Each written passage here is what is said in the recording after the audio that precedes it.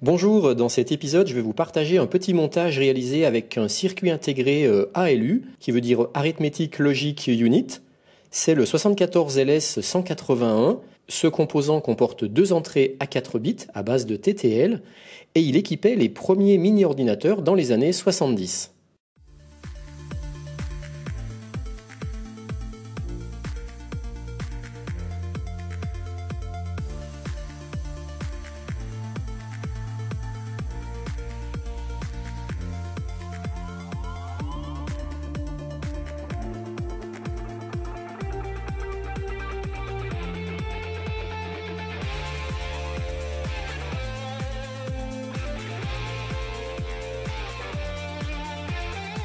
A-B-1, low, high, high, low, low, high, high, low. Je mets A à 8.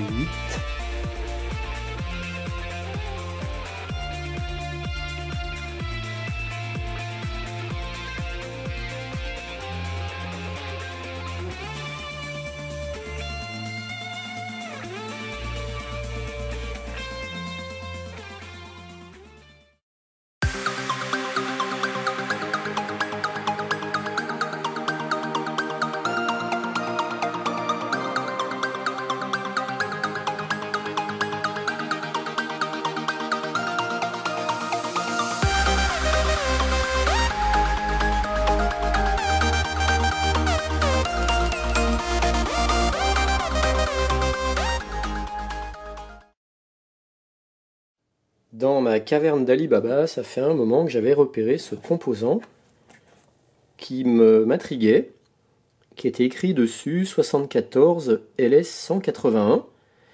J'en avais parlé à un ami qui était venu chez moi et il m'a dit « Oh, ça c'est une unité logique arithmétique, ce qu'on appelle un ALU, et avec ça tu peux faire des additions et bien d'autres choses encore. » J'ai enfin pris le temps de me pencher sur ce composant et puis je vais vous partager ce que j'ai trouvé. Ce circuit intégré comporte 24 broches, 4 broches pour les 4 bits de l'entrée A, numérotées de A0 à A3, 4 broches pour les 4 bits d'entrée B, B0 à B3, 4 broches pour les 4 bits de sortie F0 à F3, 4 broches pour la sélection des opérations à faire, de S0 à S3. On a la broche VCC bien sûr pour l'alimentation à 5 volts, la broche ground, la broche mode M pour sélectionner le mode, et puis la broche Carry Input et 3 autres broches que je ne vais pas utiliser dans cette vidéo. Alors la puce doit être alimentée en 5 volts par sa broche VCC. Les entrées seront considérées en état logique 1, c'est-à-dire high ou haut, quand leur tension sera supérieure ou égale à 2 volts. Les entrées seront considérées en état logique 0, low ou bas, quand leurs tensions seront inférieures ou égales à 0,8 volts. Cette puce, elle permet de réaliser 32 opérations en mode Active High. Alors pour l'instant, je ne maîtrise pas son utilisation en mode Active Low, donc j'en parlerai pas. Je ne sais même pas comment activer justement le mode Active Low. Ici, je vais l'utiliser que en mode Active High. Alors selon l'état de la broche M, la broche mode, si elle est en état High, on accédera aux opérations qui sont dans la colonne jaune, qui est appelée logique. Et puis si elle est à l'état Low, on accédera aux opérations qui correspondent à la colonne verte, qui est appelée arithmétique. Et pour choisir l'opération, ou la fonction à exécuter, on viendra la programmer à l'aide de D4 broches de sélection S3 à S0, que l'on pourra positionner soit à l'état High, soit à l'état Low. Le 74LS181 est implanté ici.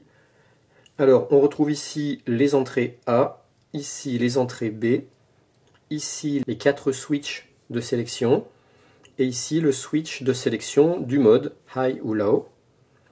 Alors j'utilise des plots de 6 contacteurs parce que j'ai pas assez de plots à 4 contacteurs, mais je vais utiliser que les 4 qui sont à gauche, les 1, 2, 3, 4 ici pour l'entrée A, et pareil pour l'entrée B, que les 4, 1, 2, 3, 4 qui sont à gauche. On a un LED bar graph qui matérialise les 4 bits de l'entrée A. On a un LED bar graph ici qui matérialise les 4 bits d'entrée B. Et puis on a un dernier LED bar graph qui matérialise les 4 bits de sortie provenant du 74 LS181. Alors bien sûr, il faut des pull-down pour les 4 bits d'entrée A, donc les voici, et puis également 4 pull-down des 4 bits d'entrée B. Il faut également des pull-down pour les 4 interrupteurs de sélection. Et puis j'ai mis une LED de matérialisation du mode. Quand je suis en mode Low, qui est à droite, donc là on voit que le switch est à droite, on est en mode Low, donc la LED est éteinte. Et quand je viens avec le switch sélectionner le mode High qui est à gauche, la LED s'allume pour matérialiser qu'on est bien en mode High. LED allumée, mode High sélectionné, LED éteinte, mode Low sélectionné. Donc c'est ici, avec ces 4 switches, que je vais venir programmer en quelque sorte le mode de sélection d'entrée que je veux. Donc ici, on a la table des choix possibles. Donc L, ça veut dire Low, et H, ça veut dire High. Donc c'est état bas ou état haut. Et en fonction de l'état de nos 4 switches d'entrée de sélection, on obtient différentes opérations possibles. Donc moi, je vais principalement me concentrer sur cette partie-là, qui correspond à l'Active High Operand. Alors concrètement, je ne sais pas trop comment passer en mode Active Low Operand. Pour l'instant, ça, je ne maîtrise pas. Je suis arrivé à obtenir des résultats dans cette configuration-là. Si la broche mode, je viens la mettre en mode High, donc LED ici allumée, j'obtiens ces opérations-là. Et puis si je me mets en mode Low, j'obtiens ces opérations-là, sachant qu'ils disent qu'il faut venir également mettre la broche CN en position High. Donc moi, elle est ici, c'est pour ça que je l'ai verrouillée en position High. Donc on peut faire déjà un tout premier exemple. Si on sélectionne nos 4 switches de sélection en état Low, ce qui est le cas ici, on nous dit quoi? Que si le mode est en Low, ce qui est mon cas, eh bien on va récupérer en sortie l'état de l'entrée A. Donc effectivement, ici on voit que l'entrée A elle est à l'état binaire 1, 0, 1, 0.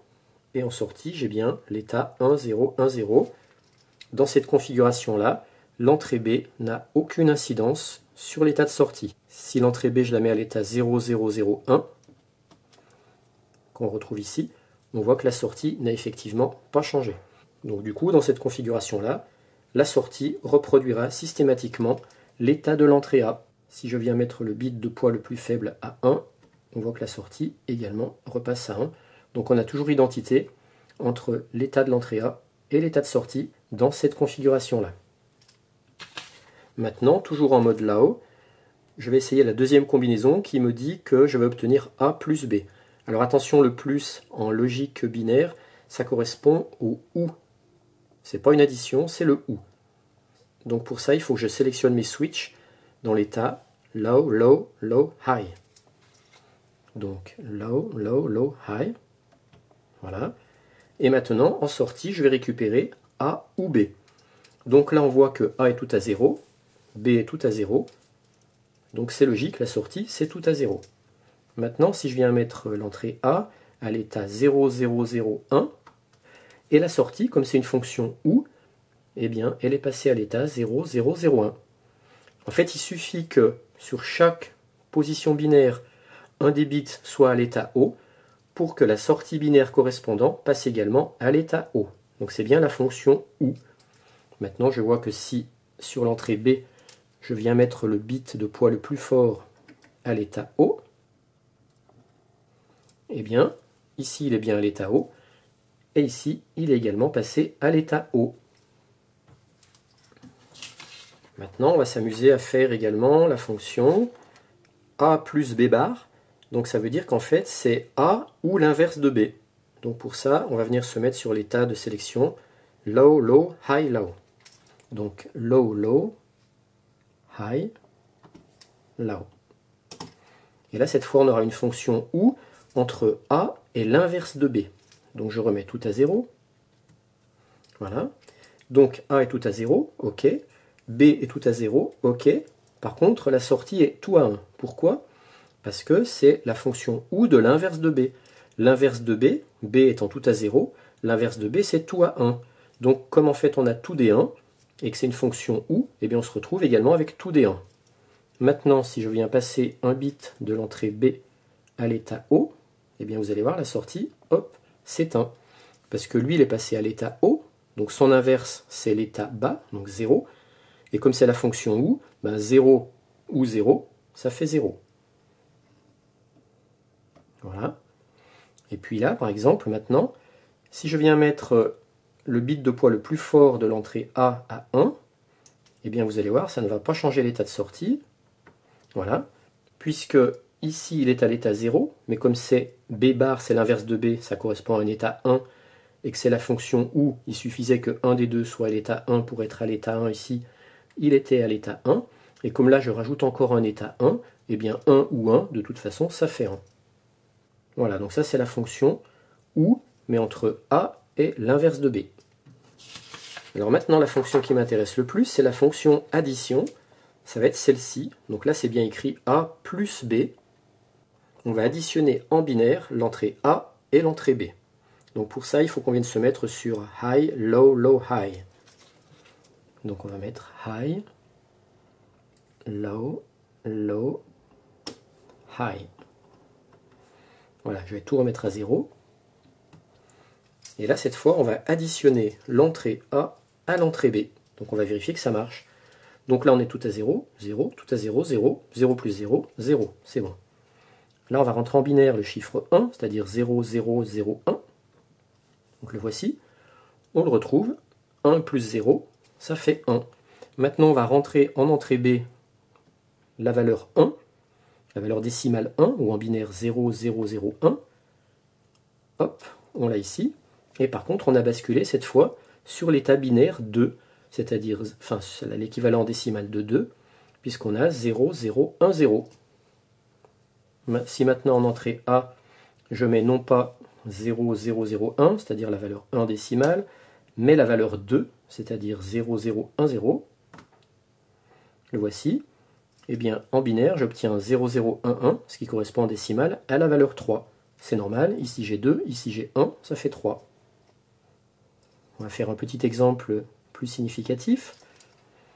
Je vais rentrer en valeur binaire 0, 1, 1, 1, qui correspond à 1 plus 2 plus 4, c'est-à-dire 7.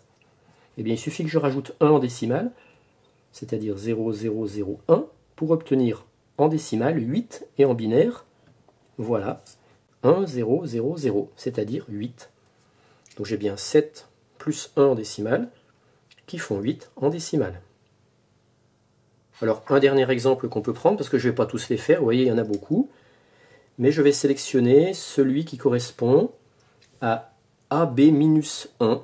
Il est ici, parce que là, ça sera AB, ça correspond à la fonction est en logique. Donc en fait, c'est A et B moins 1. Donc pour ça, je vais sélectionner high, low, high, high. High, low, high, high. High, low, high, high. Je remets tout à 0. Je rappelle, je suis en mode low. Mode low, la LED est éteinte. Donc dans ce mode-là, je vais obtenir A et B moins 1. Donc A et B moins 1, je vais mettre 1, je vais mettre la valeur décimale 1 ici, en entrée A, c'est-à-dire 0, 0, 0, 1. Je vais mettre également 1 sur l'entrée B, et cette fois on obtient 0. Donc on a bien cette fois A et B moins 1. Parce que si on n'avait pas le moins 1, on aurait ici 1. Mais comme on a la fonction moins 1 qui se rajoute, on obtient 0. Une autre façon de le vérifier. Sur l'entrée B, si au lieu de rentrer 1, je rentre 2, et également sur l'entrée A, je rentre 2, eh bien 2 et 2, ça devrait faire 2, mais comme c'est moins 1, ça va me faire 1. Et j'ai bien 1, c'est-à-dire 0, 0, 0, 1, ce qui correspond en décimale à 1. On va faire un dernier essai.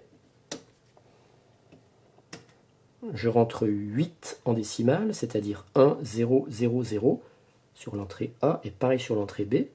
Normalement, si c'était A et B, je devrais obtenir 8, mais comme c'est A et B moins 1, j'obtiens 7, et effectivement, j'ai bien 7. Et là, maintenant, si je change le mode, parce qu'on voit que quand le mode est là-haut, j'ai AB minus 1, Mais si je passe la broche M à l'état haut, j'obtiens tout simplement AB. Et moi, c'est ça que je veux obtenir, c'est-à-dire A et B. Donc là, dans ce cas-là, vous voyez, ici j'ai 8, 8, 7 en mode low. Si je me mets en mode high, eh bien voilà, j'ai bien 8, 8, 8. Donc cette fois, j'ai bien tout simplement la fonction A et B. Donc là, on va le vérifier. Là, je bascule à 1, ça ne change pas, c'est normal, parce qu'il là, il n'est pas à 1. Et là, si je le passe à 1, il repasse également à 1. Donc là, on a bien illustré la fonction est en positionnant la broche mode à l'état high, à l'état haut, puisque la LED est allumée.